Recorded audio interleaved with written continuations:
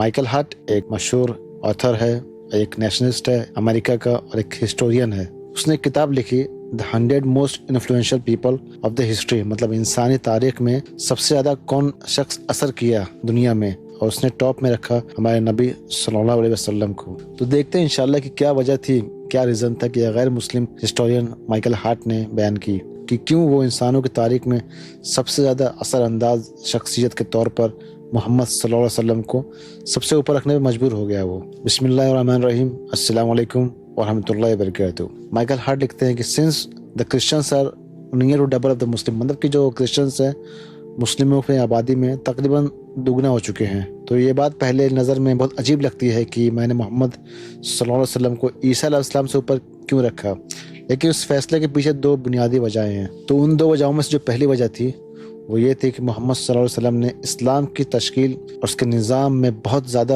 اہم کردار ادا کیا، جبکہ عیسیٰ علیہ السلام نے کرسچینٹی کے نظام کو اس طریقے سے آرگنائز نہیں کیا۔ یہ ان کا پرسنل اوپینین ہے، یہ ہم لوگ کا اوپینین نہیں ہے عیسیٰ علیہ السلام کے اوپر، ٹھیک ہے۔ تو عیسیٰ علیہ السلام نے اخلاق اور روحانی پیغام دیا، لیکن کرسچینٹی کے جو عقیدے اور اس کو پھیلانے میں جو سب سے زیادہ کام ہے ان کے حساب سے سینٹ پال کا تھا۔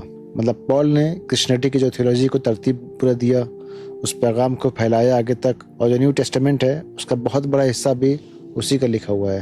لیکن محمد صلی اللہ علیہ وسلم نے اسلام کی تھیولوجی، اس کے اخلاقی اصول اور اس کے معاشرتی نظام دونوں کی بنیاد رکھی۔ اور صرف یہ نہیں، آپ صلی اللہ علیہ وسلم نے دین کو پھیلانے کا بھی مرکزی کردار ادا کیا اور اسلام کی عبادت اور اعمالی زندگی کا پورا نظام قائم کیا۔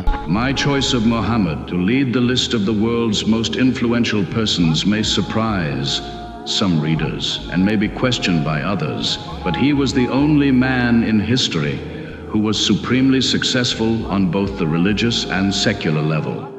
تو یہ تو ہو گئی پہلی وجہ۔ اور جو دوسری وجہ جو مائیکل ہارٹ لکھتا ہے، محمد صلی اللہ علیہ وسلم صرف اللہ کے رسول نہیں بلکہ ایک سیاسی، ایک معاشری لیڈر بھی تھے۔ آپ صلی اللہ علیہ وسلم نے لشکروں کی قیادت کی، علاقے فتح کیا، اور سب سے اہم بات لوگوں کے دل بھی جیتے۔ یعنی دنیا کی تاریخ میں اکثر سیاسی فتح ایسی ہوتی ہیں جو کسی اور لیڈر کے ذریعے بھی ہو سکتی تھی، جیسے ساؤتھ امریکہ کو اسپین سے آزادی مل جاتی چاہے سیمون بولیور زندہ ہو نہ بھی ہوتے۔ دنیا کی تاریخ میں اکثر سیاسی فتح ایسی ہوتی ہیں جو کسی اور لیڈر کے ذریعے بھی ہو سکتی تھی، جیسے ساؤتھ امریکہ کو اسپین سے آزادی مل ہی جاتی چاہے سیمون بولیور زندہ نہ بھی ہوتے، لیکن عرب کی فتح محمد صلی اللہ علیہ وسلم کے بغیر ممکن نہیں تھی۔ ایسی تاریخ میں پہلی کوئی مثال نہیں ملتی اور کوئی وجہ نہیں کہ یہ فتح ان کے بغیر ہوتی۔